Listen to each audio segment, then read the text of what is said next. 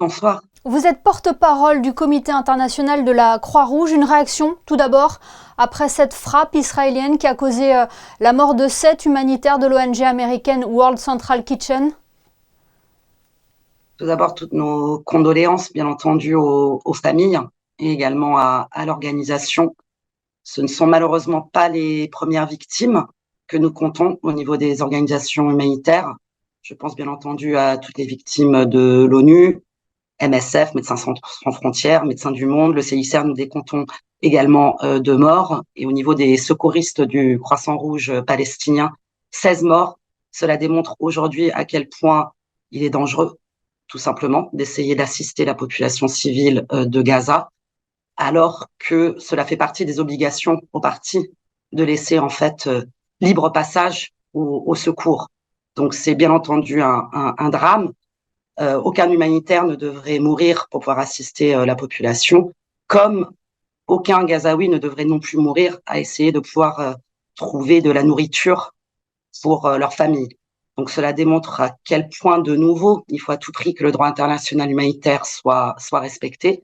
Les humanitaires ne sont pas des cibles, doivent pouvoir avoir accès aux plus vulnérables, comme également la population civile de Gaza a le droit à de l'assistance. Ce n'est pas de la charité, c'est vraiment inscrit dans la Convention de Genève et c'est en plus une obligation toute spéciale pour Israël en tant que puissance occupante.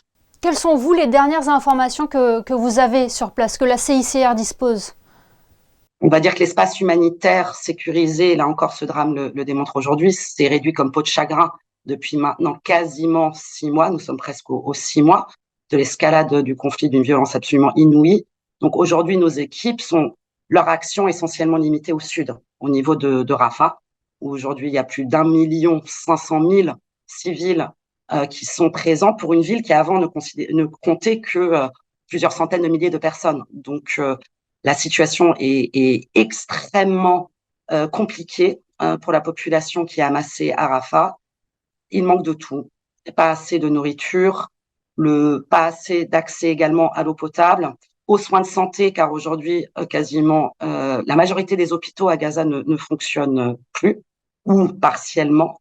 Nous avons une équipe chirurgicale qui est déployée au niveau de l'hôpital européen de Gaza et qui nous parle de flux constants en fait de blessés, mais qui s'inquiète énormément en fait pour les malades chroniques qu'aujourd'hui on peut tout simplement plus soigner, mais également l'explosion de ce qu'on appelle les victimes secondaires, c'est-à-dire pas des personnes qui sont directement victimes en fait par les hostilités et par les combats, mais par ce manque précisément d'assistance, d'accès à l'eau potable. Ce sont des personnes malnutries, donc tellement plus exposées au développement de maladies. Et l'arrivée d'épidémies serait absolument dramatique, d'autant plus qu'aujourd'hui, les conditions d'hygiène dans les camps sont absolument déplorables. Donc, il faut à tout prix qu'il y ait enfin une assistance massive, que Gaza, finalement, soit inondée d'assistance, tout simplement, multiple.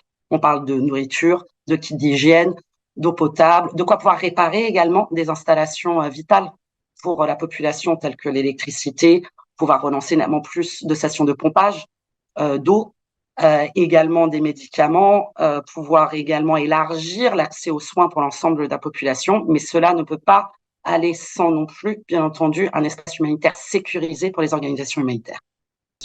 Eh bien, merci beaucoup, Lucille Marbeau, d'avoir été notre grand témoin aujourd'hui. On le rappelle, vous êtes porte-parole du Comité international de la Croix-Rouge. Merci. Merci.